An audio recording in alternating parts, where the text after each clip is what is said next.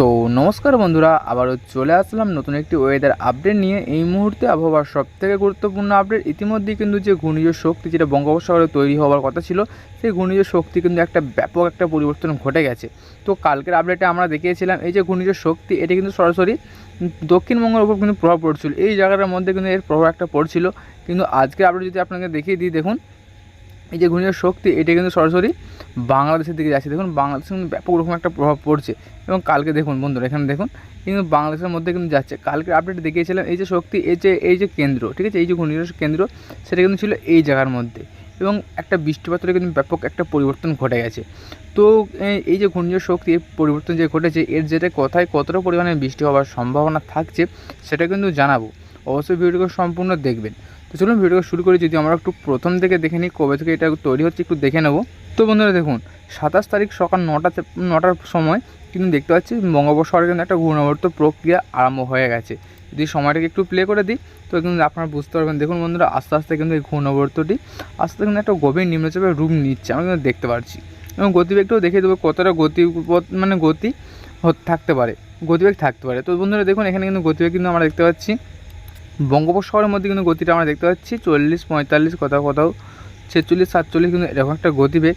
এবং যদি আমরা একটু উপকূলবর্তী অঞ্চলটা দেখে দিই, যেমন বালাসোর, হলদিবাড়ি, তো এগুলো দেখুন প্রায় 43 কিলোমিটার কিন্তু গতিবেগ। তো কালকের আপডেটে দেখেছিলাম এই অঞ্চলগুলিতে কিন্তু ব্যাপক একটা ঝড়ের প্রভাব পড়ছিল, প্রায় 70 থেকে 80 কিলোমিটার প্রতি ঘন্টায় কিন্তু একটা ঝড়ের প্রভাব পড়ছিল। তো আজকের আপডেটে কিন্তু অনেকটাই চেঞ্জ এসছে আবহাওয়া। তো চলুন সময়টাকে যদি আরেকটু প্লে করে দিই, তো বন্ধু দেখুন খুব একটা কিন্তু ঝড় আশা করি হবে না। এটা কিন্তু যে ঘূর্ণিঝড় মানে বলা হচ্ছে যে ঘূর্ণিঝড় শক্তি, এটা কিন্তু আশা করি ঘূর্ণিঝড় সরাসরি ঘূর্ণিঝড়টি কিন্তু আসবে না, ঠিক আছে। এটা কিন্তু একটা নিম্নচাপের রূপান্তরিত হয়ে যেতে পারে যতদূর সম্ভব।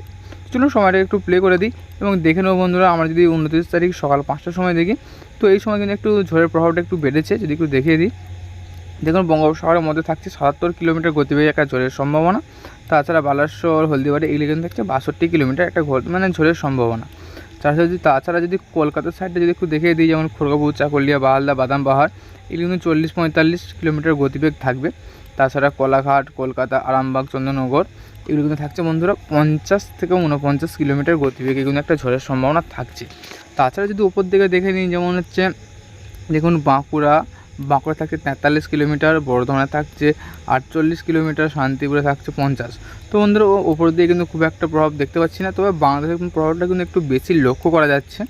যদি একটু দেখিয়ে দিই, এখানে দেখুন যে কলাপাড়ায় থাকছে প্রায় 60 কিলোমিটারের কাছাকাছি একটা গতিবেগ থাকছে।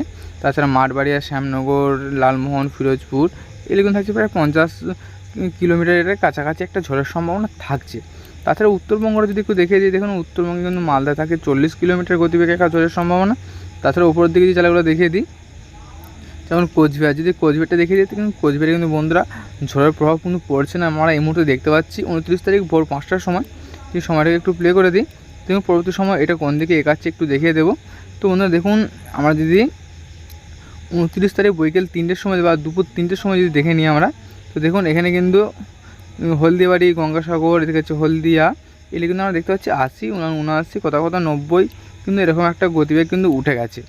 তো এবং আমার যদি একটু দেখুন এদিকে দেখুন কোলাঘাট, কলকাতা, খড়গপুর, চাকুলিয়া এগুলো কিন্তু 50 কিলোমিটার গতিবেগ থাকছে। এবং কলকাতার সাইডে যদি একটু দেখিয়ে দিই, কলকাতার সাইডে থাকে প্রায় 70 থেকে 74 কিলোমিটার একটা গতিবেগের সম্ভাবনা। তাছাড়া যদি বাংলাদেশে দেখিয়ে দিই, বাংলাদেশে কিন্তু প্রভাবটা বন্ধুরা একটু বেশি দেখা যাচ্ছে। দেখুন খড়গপুর, হচ্ছে মাঠবাড়িয়া, ফিরোজপুর, খুলনা, শ্যামনগর, সাতক্ষীরা এগুলো দেখুন বন্ধুরা প্রায় 70-80 কাছাকাছি কিন্তু আমরা দেখতে পাচ্ছি। দেখুন 80-78 এরকম কিন্তু একটা গতিবেগ উঠে গেছে এই মুহূর্তে। এবং তাছাড়া যদি আমরা দক্ষিণবঙ্গের একটু যদি ওপরের দিকে জেলাগুলো দেখে দিই, যেমন থাকছে আরামবাগ, চন্দ্রকোনা, তারপর কতুলপুর, বিষ্ণুপুর, এদিকে থাকছে বাঁকুড়া, সোনামুখী, বর্ধমান, এগুলো কিন্তু 50 কিলোমিটার আমরা একটা গতিবেগ এখানে লক্ষ্য করতে পারছি। যদি চলুন সময়টাকে আরেকটু প্লে করে দিই এবং পরবর্তী সময় দেখবো এটা কোন দিকে যায়, কোথায় আছড়ে পড়তে পারে। তো বন্ধুরা দেখুন এটা কিন্তু যাচ্ছে সরাসরি বাংলাদেশের উপর দিয়ে হয়ে কিন্তু উত্তরবঙ্গের সাইডে যাচ্ছে। এবং আমরা কালকে আপডেট কি দেখেছিলাম যে এটা সরাসরি কিন্তু এটা আসছে, এই জায়গা থেকে আসছে, এদিকে এসে একদম ধানবাদের উপর আসছে এবং ধানবাদ থেকে হয়ে পাটনা হয়ে আলাহাবাদের দিকে কিন্তু আমরা যেটা দেখছিলাম। এবং আজকে আপডেট কি দেখাচ্ছে বন্ধুরা, দেখুন এটি কিন্তু সরাসরি দক্ষিণবঙ্গ হয়ে বাংলাদেশের উপরের দিকে কিন্তু এগাচ্ছে। তো একটু দেখিয়ে দিই বন্ধুরা, দেখুন উত্তরবঙ্গে কী পরিস্থিতি রয়েছে। উত্তরবঙ্গে যদি মালদাটা দেখে নিই, মালদাটা দেখুন বন্ধুরা প্রায় 70 কিলোমিটার গতিবেগে একটা ঝড়ের সম্ভাবনা থাকছে।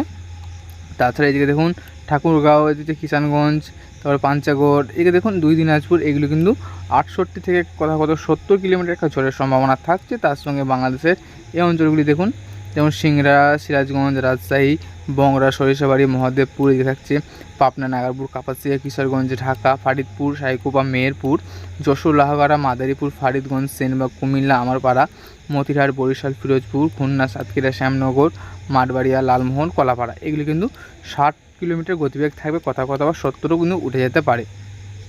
চলুন সময়টাকে আমরা আরেকটু প্লে করে দিই এবং দেখে নেবো এটা সরাসরি কথা যে এটা মানে নিষ্ক্রিয় হতে পারে।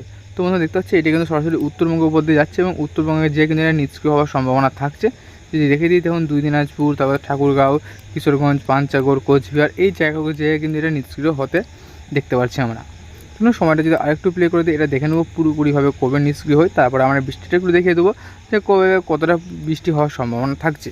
তো দেখতে পাচ্ছি আমরা শুক্রবার 30 তারিখ রাত্রি 9টার দিকে কিন্তু এটা পুরোপুরিভাবে মোটামুটি একটা সাধারণ নিম্নচাপে রূপান্তরিত হয়ে যাচ্ছে। চলুন একটু বৃষ্টি মোডটা যদি দেখিয়ে দিই কোথায় কতটা পরিমাণে বৃষ্টি হতে পারে। যদি আমরা 30 তারিখ রাত্রি 9টার সময় দেখি তো বন্ধুরা দেখুন উত্তরে কিন্তু ব্যাপক রকম বৃষ্টির সম্ভাবনা রয়েছে আমরা দেখতে পাচ্ছি এই মুহূর্তে। যদি একটু দেখিয়ে দিই কোথায় বৃষ্টিটা হবে, শিলিগুড়ি, দার্জিলিং, এখানে কিন্তু ব্যাপক পরিমাণে একটা বৃষ্টি হবে, প্রায় 29 থেকে 30 মিলিমিটার পর্যন্ত একটা বৃষ্টির সম্ভাবনা থাকছে। তো বন্ধুরা আমরা মানে দেখিয়ে দিলাম যে এটি কিন্তু একটা গভীর নিম্নচাপে রূপান্তরিত হয়েছে, যার জন্য কিন্তু এই বৃষ্টিটা কিন্তু দেখা যাচ্ছে এখানে। তাছাড়া কিন্তু দক্ষিণবঙ্গে কিন্তু বৃষ্টির আপাতত নেই, তবে বাংলাদেশের মানে প্রত্যেকটি অঞ্চলে কিন্তু একটা কম বেশি করে বৃষ্টিটা কিন্তু বজায় থাকছে। যে সময়টা একটু পেছিয়ে আনি দেখুন বন্ধুরা, আমরা দেখছি এই যে বৃষ্টি কিন্তু যেই পথে যে ঘূর্ণিঝড়টা যে পথ দিয়ে গেছে সেই পথেই কিন্তু বৃষ্টিটা কিন্তু ব্যাপক পরিমাণে রয়েছে। যদি একটু দেখিয়ে দিই দেখুন এদিকে হচ্ছে রংপুর, রাজীবপুর, এদিকে হচ্ছে ঘোড়ারঘাট, বালুরঘাট, মহাদেবপুর, বগুড়া, সরিষাবাড়ি, ময়মনসিংহ, এই অঞ্চলটিতে দেখুন যদি ম্যাক্সিমাম বৃষ্টিটা দেখিয়ে দিই আমরা প্রায় 57 মিলিমিটারের মতো কিন্তু 57, 58 কথা আবার 59 কিন্তু এরকম দেখতে পাচ্ছে বৃষ্টিটা বাংলাদেশের ক্ষেত্রে এটা কিন্তু। এবং যদি উত্তরবঙ্গের মালদাটা দেখিয়ে দিই, উত্তরবঙ্গে দেখুন মালদাতেও থাকছে ব্যাপক পরিমাণে একটা বৃষ্টির সম্ভাবনা, প্রায় 22 থেকে 23 কথা 20 মিলিমিটারের মতো একটা বৃষ্টি হতে পারে। তাছাড়া যদি দক্ষিণবঙ্গের একটু দেখিয়ে দিই, দক্ষিণবঙ্গে কিন্তু খুব একটা বৃষ্টি আপাতত নেই দেখতে পাচ্ছি আমরা। তবে দেখুন এখানে কলকাতা, চন্দননগর, এইগুলো দেখুন 30 তারিখ সকাল 8টার দিকে কিন্তু একটা ঝিরিঝিরি বৃষ্টি হতে পারে। তাছাড়া উপরের দিকে যে জেলাগুলো রয়েছে যেমন দুর্গাপুর, কাটোয়া এবং বাঁকুড়া, পুরুলিয়া, ধানবাদ, মিহিজাম, এগুলি কিন্তু একটা হালকা ঝিরিঝিরি বৃষ্টি দেখতে পাচ্ছি 30 তারিখ সকাল 8টার দিকে। এবং যদি সময়টা আরেকটু পেছিয়ে আনি তো সবথেকে ভারী বৃষ্টিটা দক্ষিণবঙ্গে বা উত্তরবঙ্গে বৃষ্টিটা কখন হবে সেটা একটু দেখিয়ে দেবো। যদি আমরা 29 তারিখ রাত্রি 10টার সময় যদি দেখে নিই বন্ধুরা দেখুন রাত্রি 10টার সময় কোথায় ভারী বৃষ্টি হওয়ার সম্ভাবনা থাকছে। তো দেখে দেবো এদিকে দেখুন বৃষ্টি কিন্তু দক্ষিণবঙ্গের প্রত্যেকটি অঞ্চলে আমরা দেখতে পাচ্ছি, যেমন খড়গপুর, বালাসোর, জলেশ্বর, গঙ্গাসাগর, হলদিবাড়ি, হলদিয়া, কোলাহাট, চাকুলিয়া, কলকাতা, চন্দননগর, আরামবাগ, তারপর বর্ধমান, বাঁকুড়া, শান্তিপুর, দুর্গাপুর, কাটোয়া, মেহেরপুর, সিউড়ি, মিহিজাম। তো এই অঞ্চলটিতে দেখুন বর্ধমান, শান্তিপুর, চন্দননগর, আরামবাগ, বাঁকুড়া, এই অঞ্চলটিতে সবথেকে বেশি বৃষ্টি হবে, প্রায় ম্যাক্সিমাম 19 মিলিমিটার। তাছাড়া কিন্তু দক্ষিণবঙ্গের প্রত্যেকটি অঞ্চলে বৃষ্টিটা বজায় থাকছে কম বেশি করে। যদি সময়টা আরেকটু পেছিয়ে আনি দেখুন বন্ধুরা, আমরা যদি 29 তারিখ সন্ধ্যা 7টার সময় দেখে নিই, সন্ধ্যা 7টার সময় দেখতে পাচ্ছি এদিকে দেখুন থাকছে খড়গপুর, বালিচক, কোলাঘাট, তমলুক, উলুবেড়িয়া, ঝাড়গ্রাম, চাকুলিয়া, গোপীবল্লভপুর। তো এই অঞ্চলটির মধ্যে কিন্তু সবথেকে বেশি বৃষ্টিটা লক্ষ্য করতে পারছি 29 তারিখ সন্ধ্যা 7টার সময় ম্যাক্সিমাম কিন্তু 30, 35 কথা 36 মিলিমিটারের মতো বৃষ্টি কিন্তু দেখতে পাচ্ছি আমরা। তাছাড়া কিন্তু বাংলাদেশ বা উত্তরবঙ্গ প্রত্যেকটি অঞ্চলে কিন্তু বৃষ্টিটা বজায় থাকছে 29 তারিখ সন্ধ্যা 7টার সময়। যে সময়টা আরেকটু পেছিয়ে আনি তো দেখুন দুপুর 2টোর সময় যদি দেখে নিই 29 তারিখ, তো দেখুন এইদিকে ব্যাপক পরিমাণে বৃষ্টি রয়েছে, যেমন কন্টায়, দীঘায়, তারপর হচ্ছে জলেশ্বর, বালাসোর, বেন্তনী, বাড়িপাড়া, দেখুন এইগুলো ব্যাপক পরিমাণে বৃষ্টি থাকছে, ভারী থেকে অতি ভারী একদম। ম্যাক্সিমাম কিন্তু 43 মিলিমিটারের ওপরে বা 45 মিলিমিটারে কিন্তু পৌঁছে যাবে বৃষ্টির পরিমাপ।